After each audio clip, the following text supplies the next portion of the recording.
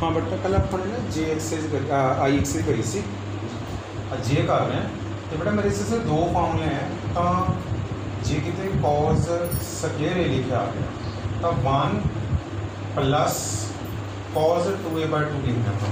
ठीक है जी, ये मेरा फॉर्मूला दोनों लिख देना है। जे साइन स्क्वायर ए आ गया तो 1 माइनस कॉज 2a/2 मेरा फॉर्मूला है। जे कॉस स्क्वायर है तो प्लस आएगा, जे साइन स्क्वायर है तो फिर माइनस आएगा। ठीक है जी, अब मेरे दो फॉर्मूले तुसी इस एक्सरसाइज यूज़ करने हैं। वो तो बाद मेरा सारा फॉर्मूला पिछला ये रिपीट करना पड़ेगा। ठीक है, मेरा पूरा क्वेश्चन पिछला रिपीट होएगा। हूँ मैं सोल्यूशन कर लग गया जी, तो जो मर्जी पार्ट करो, मैं थर्ड पार्ट करना है क्योंकि इस तरह पार्ट मैंने परसों कर इसमें डिटो सारे वही होंगे, वैसे भी सारे सेम ही हैं। Sine square a/2 plus sine square b/2 plus sine square c/2। मैं इसकी लेफ्ट हैंड साइड लिखी है जी, थर्ड पार्ट सारे सेम है जी, बट ये साइन स्क्वायर है और a/2 ना और a आ जाएगा 1 minus cause a/2 plus 1 minus cause b/2 1 minus cause c/2। Direct का फॉर्मूला है, जे a/2 है तो और ए आएगा, b/2 b c/2 c। जी मैं फर्स्ट पार्ट कर दूँगा और 2a/2 लिख सकता। ठीक है, हूँ मैं सारे का एलसीएम ले रहे हैं। 1 minus cos A plus 1 minus cos B plus 1 minus cos C. हाँ जी, मेरा 3 आ जाएगा minus cos A plus cos B plus cos C over 2। हाँ जी, इन इक्वेशन 1 करके छड़ देंगे। हूँ तुम कल एक पार्ट कराया से मैंने cos A plus cos B plus cos C वाला पार्ट, वो तुम सारा पार्ट और प्रोड्यूस करोगे जी। ठीक है, जितना मैं कहने मैं कर देना पूरा, वैसे कोई करने की पूरा जरूरत नहीं है। मैं थोड़ा उसका डायरैक्ट फार्मूला लिख देना। फार्मूला की होता है ਉਹਦਾ फार्मूला अपने को जी ਹੁੰਦਾ ਹੈਗਾ 2 sign a/2 sign b/2 sign c/2। ठीक है ना, 2 sign a/2 2 sign b/2 2 sign c/2 नाम जो लाओगे जी और 1 प्लस आएगा। ठीक है, ये मेरा फार्मूला सीगा। मेरे कल क्वेश्चन कराया सी, तुसी सारा पार्ट और प्रोड्यूस कर उसी प्रोड्यूस करके यही फिर तुसी ना वैल्यू फिल कर दोगे 1 plus 2 sign a/2 sign b/2 sign c/2। मैं तुम्हें ब्रीफ से समझा दूँ अपनी 3 माइनस 1 2 आ गया प्लस एक मिनट जी पटावरी 4 आएगा फॉर्मूले 4c का शब्द से चेक कर लो 4c फॉर्मूले तो फिर मेरा आएगा 4/2 2 साइन ए फिर मैं अपना 4 ही पालना बाद कर दो।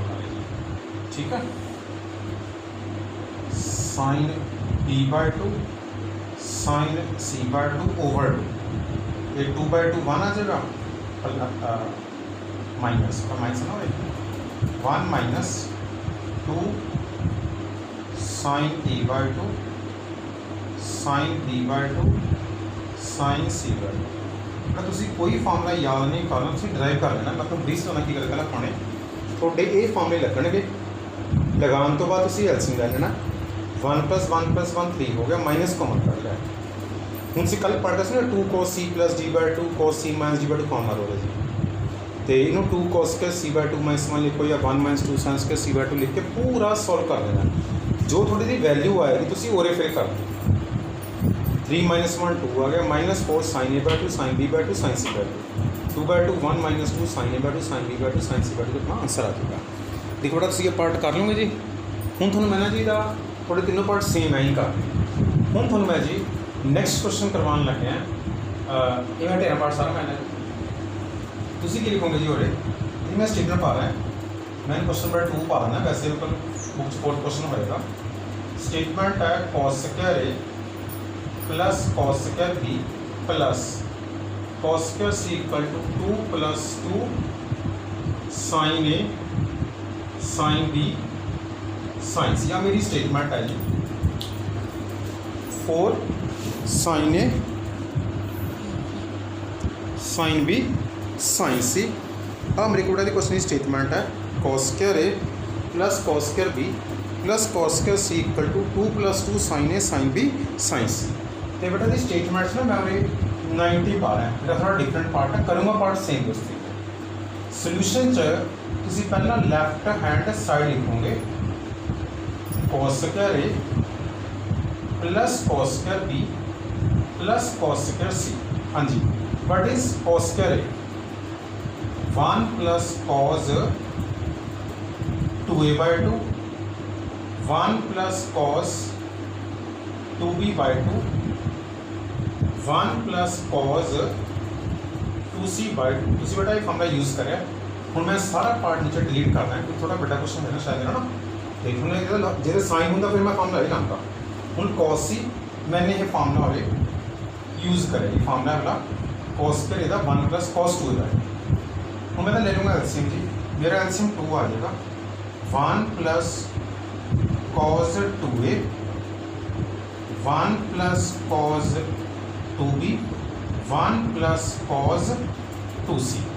हाँ जी 3 प्लस ब्रैकेट जाएगा जी cos 2a plus cos 2b plus cos 2c।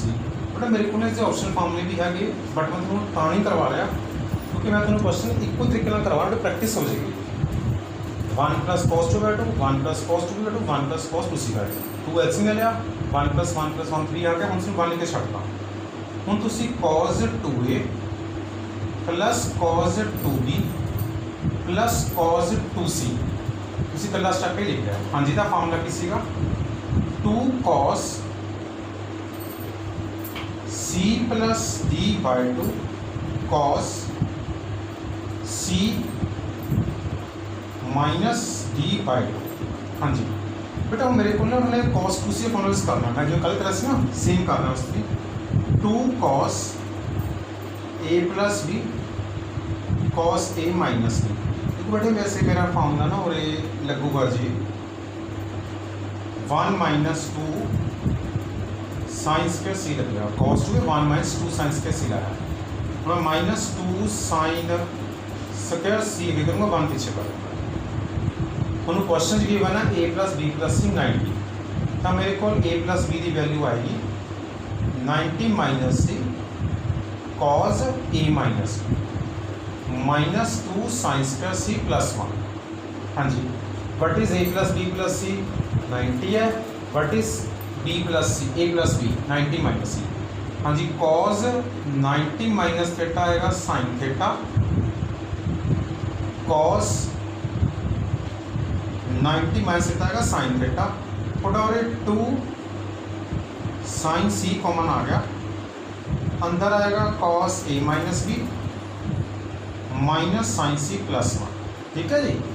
हूँ तुसी इनको चेंज नहीं कर सकते बट तुसी और इन चेंज कर लो जी 2 sine C cos a minus B minus sine 90 minus a plus B plus 1 आ गया पाँच। ठीक है जी। मेरा वाले 2 साइन सी आ गया cos a minus B cos a plus B plus 1। हाँ जी 2 साइन सी आ गया, ये आएगा 2 sine c plus d by 2 sine d minus c by 2। ये बाहर outside plus 1 as it is आ गया, आउटसाइड में प्लस 1 एज इट इज आ गया। ठीक है जी। मेरे पास 2 इंटू 2 4 हो गया sign C sign A sine B plus 1। ठीक है देखो बेटा मेरे को हर एक क्वेश्चन च ऐं चलेगा cos square 1 plus cos 2/2 cos square भी 1 प्लस कॉस 2। मैंने यहाँ फॉर्म लगाया बस बेटा और फिर मैंने एलसीएम ले लिया, 1 + 1 + 1 3 आ गया, आ स्टेप मेरा अंदर आ गया। इस एक्सरसाइज साइन कोस कुछ भी लिखा हो कि साइन का आंसर कॉस दे आउट जी, तो मैं 2 ते लाया सी डी फार्मूला। जे मैं और मान लो 2 cos के c - 1 लिख देना है तो मेरा और 2 cos के c - 1 आएगा। लेकिन जो मेरा और साइन आ रहा फिर मैं cos के 1 - sin के मेरा स्टेप ही बन जाएगा, ठीक है।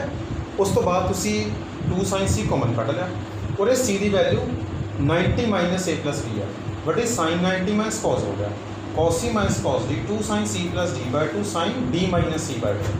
जे मेरा c - को मेरा बाहर माइनस आएगा, आ स्टेप बन गया। ਹੁਣ ਤੁਸੀਂ ਨੂੰ ਪੁੱਟ ਇਨ 1 कर दो, मैं अपना स्टेप है स्टेटमेंट जी put in equation number 1।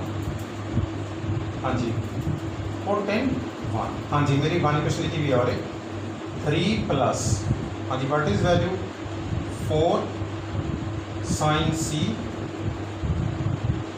sin b sin d, बेटा कि फर्क पैंदा इसका सेम होंगे ओवर कितना जी 2। देखो मैंने ओरे आ वैल्यू लिख दी जी, मेरा 3 + 1 4 आ जाएगा, 4 + 4 sin a sin b sin c, और 2 और भी पा दो, और 2 और भी, ठीक है। सर मेरा ना हूँ तुम ओपन कर दो, 2 + 2 sin a sin b sin c = right hand side answer, ठीक है। तो बेटा मैं 90 वाला पार्ट तां कराया वो तुम जो तुम बुक को देखो तो 360 लिखा हुआ है या 270 लिखा है तो तुम्हें क्वेश्चन ऐसा करना पड़ेगा, ठीक है। किसी भी स्टेज पे ये डिफरेंट नहीं सेम आना, ठीक है। Now you have to complete exercise 3J।